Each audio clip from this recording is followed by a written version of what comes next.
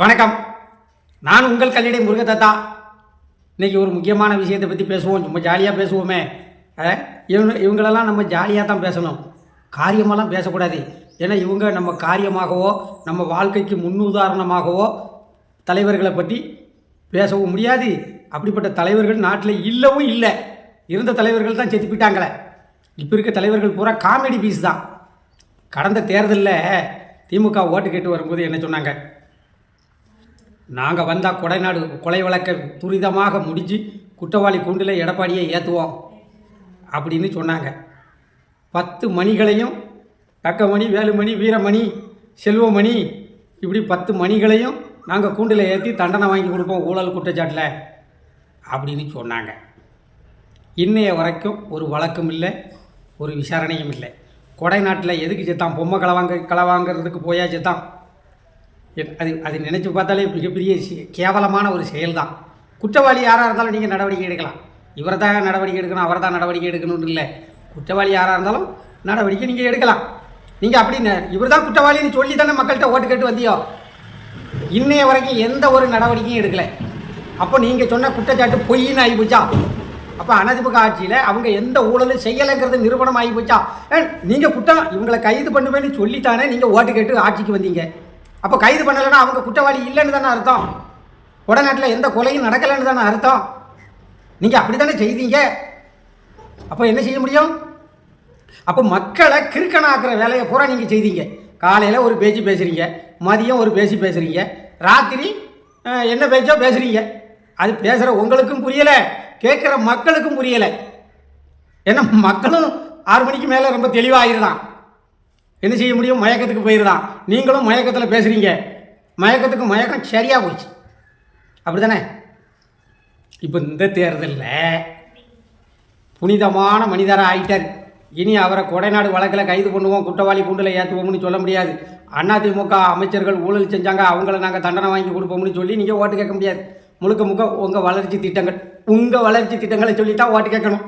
அது மக்கள் எந்த அளவுக்கு அதுக்கு ரெஸ்பான்ஸ் கொடுப்பான், முக்கியத்துவம் கொடுப்பாமன்னு தெரியல. இப்போ அதிமுகவை பொறுத்தளவில் எல்லாரும் நினச்சிக்கிட்டாங்க அதிமுக ஒரு அடிமை கட்சி ஆகிட்டுன்ட்டு.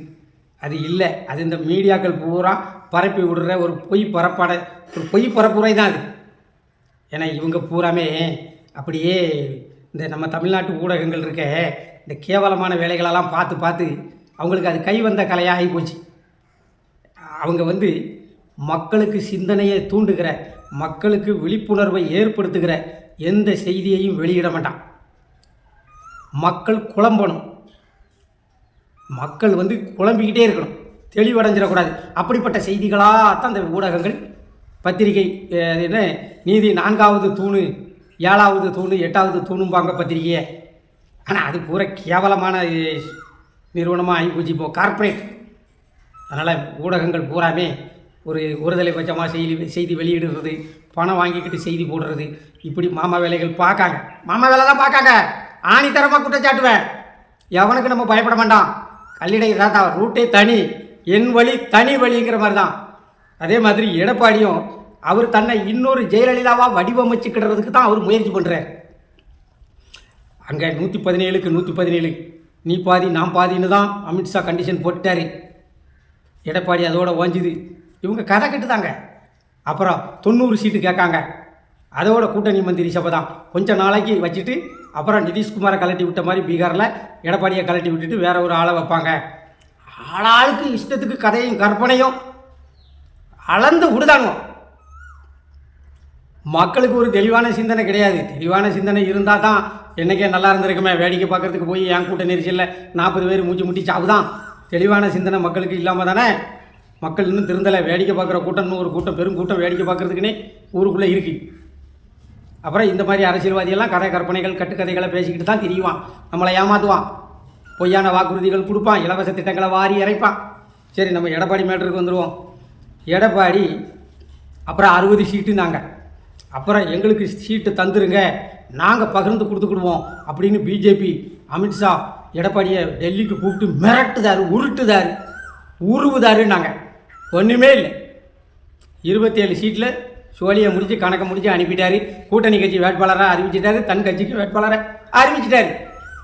அவர் இன்னொரு ஜெயலலிதாவாக எடுக்கிறாரு. அவர் உருவாக போகிறாரா இல்லையாங்கிறது அது மக்கள் கையில் இருக்கு, காலம் பதில் சொல்லும். ஆனால் அவர் அதற்குரிய முயற்சியில் 100% இருக்கார். நாம் இன்னொரு ஜெயலலிதாவாக மாறணும், அதிமுகவில் ஒரு சர்வாதிகார வல்லமை படைத்த நபராக வரணும், தலைவராக வரணும், பொதுச் செயலாளராக இருக்கணும் அப்படின்னு எடப்பாடி எல்லா முயற்சியும் பண்ணிக்கிட்டு இருக்காரு. தினகரன் அண்ணாச்சி அங்கே போய் சேர்ந்ததுக்கும் காரணம் இருக்குது. இவங்க அப்படி இப்படின்னுட்டு குழப்பி அடித்து தோற்று போயிடுவாங்க. அப்புறம் 10 தோல்வி பழனிசாமி, 11 தோல்வி பழனிசாமியாக மாறிடுவார். அப்புறம் அவருக்கு எதிர்ப்பு குரல் வலுக்கும். அப்போ கூட்டணிக்குள்ளே நம்ம இருந்தால் தான் நம்மளுடைய ஆதரவை பெருக்கிக்கிடலாம் அப்படின்னு தான் தினகரன் அண்ணனும் உள்ளே போயிருக்காரு. தினகரன் அண்ணனும் சாமானியமான ஆள் கிடையாது. அவருக்கும் 11 தொகுதியை கொடுத்து சோழியை முடித்து வச்சாச்சு. அவருக்கு கொடுத்துருக்க சீட்டெல்லாம் பார்த்தீங்களா, நிறைய தென் மாவட்டங்களில் கொடுத்துருக்காரு. ஏன்னா அது ஒரு பக்கம் அப்படி போய்கிட்டு இருக்கு. அதிமுகவில் அவர் தெளிவாக காய நகர்த்துறாரு. என்ன அப்படின்னா, திமுகவில் ஒரு அள்ளு சில்லெல்லாம் தூக்கி கூட்டணியில் வச்சுக்கிட்டாங்க. அவங்களுடைய ஓட்டு சிதறிடக்கூடாது. 100 ஓட்டு இருக்கா, நீங்கள் கூட்டணிக்கு வா. தொகுதிக்கு 100 ஓட்டு வச்சுருக்கிறவனையும் கூட்டணிக்கு உள்ளே இழுத்து போட்டு கதையை முடிச்சிருந்தாங்கல்ல. ஆனால் இவர்கிட்ட அந்த சாமர்த்தியம் இல்லை, அல்லது அதை அவர் விரும்பலையா என்னன்னு தெரியல. இவர் நிறைய சில குறிப்பிட்ட ஓட்டு வங்கி உள்ள கட்சிகளெல்லாம் புறக்கணிக்கார். இப்போ ஜான் பாண்டியன் அண்ணாச்சிக்கெல்லாம் ராஜபாளையத்தில் ஒரு பொது தொகுதியை கொடுத்துட்டாரு. என்ன இன்னுமே எலெக்ஷன் கழிஞ்ச பிறகு அவர் என்ன பேட்டி கொடுப்பாரு, பொது தொகுதியில் என்னை கொண்டு நிற்க வைத்து, சம்பந்தமில்லாத தொகுதியில் என்னை கொண்டு நிற்க வைத்து இந்த ஆதிக்க சக்திகள் என்னை தோல்வியடைய செய்தார்கள் தான் அண்ணன் பேட்டி கொடுப்பார். வெற்றி அடைஞ்சிட்டா ரொம்ப சந்தோஷம். ஏன்னா அவருக்கு ஒரு அங்கீகாரம் கிடைக்கணுங்கிறதுல எனக்கெல்லாம் மாட்டுக்கிறது கிடையாது. அந்த சமூக மக்களுக்காக ரொம்ப பாடுபட்டவர் ஒரு காலத்தில். அவர் மீசையை முறுக்கினதுக்கு அப்புறம் தான் அந்த சமூகம் தலை நிமிர்ந்து நின்றுச்சு. இன்றைக்கி அந்த சமூகத்துக்காக எத்தனையோ தலைவர்கள் குரல் கொடுக்காங்க. அவங்கெல்லாம் சமுதாயப்பட்டோட குரல் கொடுக்காங்க. அதெல்லாம் நான் விமர்சனம் பண்ணலை.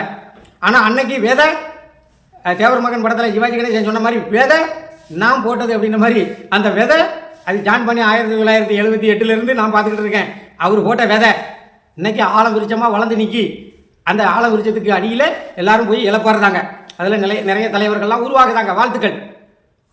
ஆனால் புதிய தமிழகம் கட்சியையும் கூட்டணியில் சேர்த்துருக்கணும், பிரிஞ்சு போக விட்டுருக்கக்கூடாது. அவர் உடனே விமான நிலையத்திலேருந்து டாக்டர் ஐயா பேட்டி கொடுக்காரு. அதெல்லாம் அள்ளிச்சில்லாம் விடக்கூடாது, இறுக்கி பிடிச்சிடணும். கூட்டணி பல வாய்ந்த கூட்டணியாக ஆக்கிக்கிடணும். நீங்கள் வெற்றி அடைஞ்சதுக்கு பிறகு உங்களை நிலைநிறுத்திக்கிறதுக்கு நீங்கள் இன்னொரு ஜெயலலிதாவாக உருவாகணும்னு நினைக்கிறதுல தப்பு இல்லை. ஆனால் இன்னும் நீங்கள் விஷப்பரிச்சிலேயே தானே இருக்கிய. இன்னும் ஒரு நேரத்தில் உங்களை எதிர்கட்சி தலைவராக அங்கீகரிச்சிருக்காங்க. உங்களை முதல்வராக மக்கள் ஏற்றுக்கிடணும்ல. ஏற்றுக்கிட்டதுக்கு பிறகு உங்கள் விளையாட்டை ஆரம்பிக்கலாம். நீங்கள் ஆரம்பத்திலேயே விளையாட்டை உச்சத்துக்கு கொண்டு போறிய. ஏன்னா நிறைய கூட்டணியில் ஒரே குழப்படி. ஆனால் அதிமுக தொண்டர்களும் நிர்வாகிகளும் கள வேலைகள் செய்கிறதுல ரொம்ப தெளிவாக இருக்கான். அதில் அந்த தொண்டர்களை பாராட்டணும். அதில் இந்த தடவை கொஞ்சம் குறையும் ஓட்டுகள்லாம். அங்கங்கே சிதறதுக்கு நிறைய வாய்ப்பு இருக்குது. என்ன இப்போ நாம் தமிழர் சீமானுக்கெல்லாம் அதிமுகவில் இருக்கிற தொலைநோக்கு பார்வை கொண்ட மண்ணுக்கும் மக்களுக்குமான நேசிக்கக்கூடிய அரசியலை முன்னெடுக்கக்கூடிய தலைவர் யாருன்னு அப்படியே ஒரு பகுதி சீமான் பக்கம் போகத்தானே செய்தாங்க. அதெல்லாம் மறுக்க முடியாது. என்ன அந்த ஜெயலலிதாவினுடைய அதிரடி ஆக்ஷன் அதை விரும்புகிறவங்க சீமான் பின்னால் வருவாங்க. ஜெயலலிதாவினுடைய அதிரடி அரசியலை விரும்புகிற இளைஞர்கள், விரும்பிய இளைஞர்கள், விரும்புகின்ற இளைஞர்கள் சீமான் பின்னால் போகிறதுக்கு வாய்ப்பு இருக்குது. பார்க்கலாம் இந்த தேர்தல் முடிவு யாருக்கு எங்கெங்கே கொண்டு போய் நிறுத்த போகுதோ தெரியலை.